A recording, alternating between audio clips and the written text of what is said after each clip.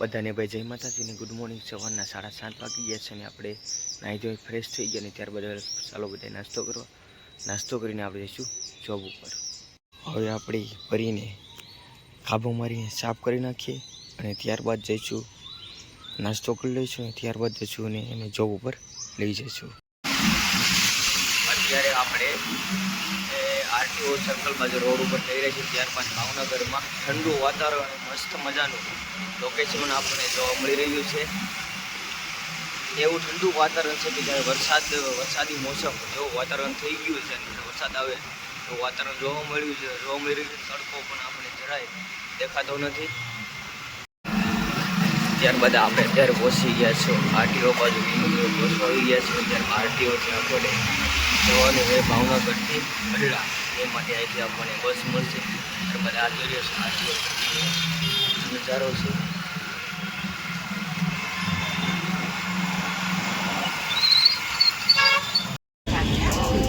અત્યારે આપણે બસમાં બેસી ગયા છે ભાવનગરથી સ્વામિનારાયણ ગઢડા જવાની બસમાં।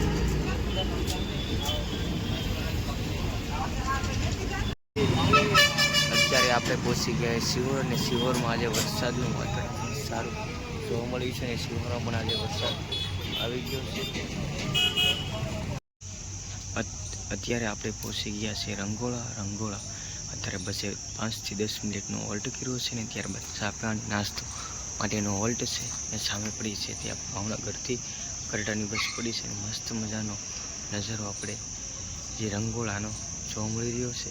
અને અત્યારે જોઈએ તો ભાવનગરની અંદર કે રંગોળાના ગાંઠિયા ખૂબ વખાણાય છે।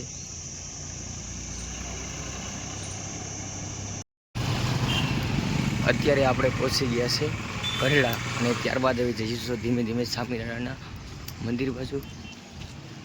અને મસ્ત મજાનો નજારો એ સ્વામિનારાયણ મંદિરનો જોવા મળી। તમે ગઢડા આવો તો એવો નજારો છે, કારણ કે ગઢડામાં છે ને વધારે મંદિર જ જોવા મળી રહ્યા છે અને વધારે મંદિર જ ગઢડામાં જોવા મળે છે। અત્યારે જોઈ રહ્યા છે આપણે સ્વામિનારાયણનું મંદિર છે ને મસ્ત, અને આરસપાણાનું મંદિર પણ બનાવેલું છે અને મસ્ત મજાનો સુંદર મજાનો નજારો પણ આપણને જોવા મળી રહ્યો છે।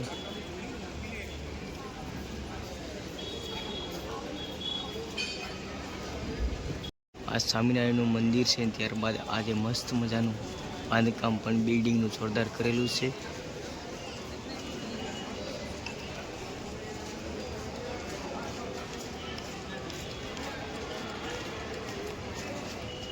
આ છે સ્વામિનારાયણનું મંદિર છે। ત્યારબાદ છે આ 4 વ્હીલની પાર્કિંગ સુવિધા છે। મસ્ત મજાની પાર્કિંગની 4 વ્હીલની પણ સુવિધા પણ આપણને જોવા મળી રહી છે।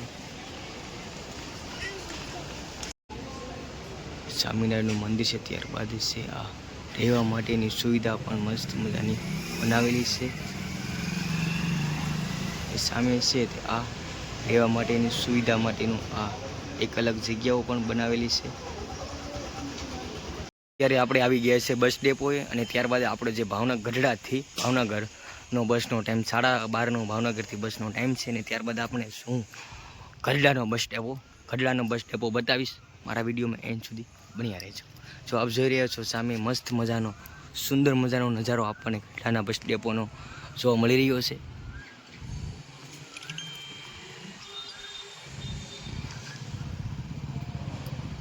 લોકેશન બહુ સારું આવી રહ્યું છે, પણ સામે જોઈ રહ્યા છો જે આ સામે છે જે આ ગઢડા બસ ડેપોનો પેટ્રોલ પંપ સામે છે અને ત્યારબાદ સામે આ જે બસ આવી હોય તેનો આ બસને મૂકી અને આરામ કરવા માટેની પણ જે જગ્યાઓ છે